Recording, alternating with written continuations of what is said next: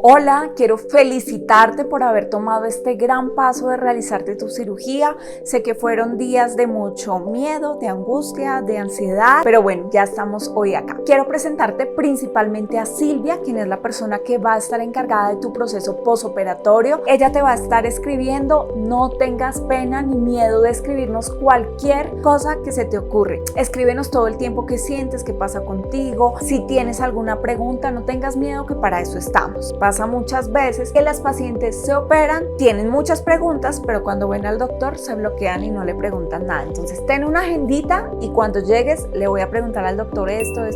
Aquí vamos a estar disponibles para ti. También te pido que por favor te apoyes mucho en las esteticistas. La esteticista que va a ir a tu casa todos los días o día de por medio. Ellas llevan muchos años viendo las pacientes del doctor Barrera y tienen muchos truquitos que te pueden ayudar a potenciar el resultado de tu cirugía. Entonces, por favor, todo lo que necesites, habla con ella. También te quiero contar qué va a pasar en este proceso. Lo normal es que tú uses tu faja durante 3 meses y ya ves el resultado. Fueron unos gorditos, quedó moldeada la grasita.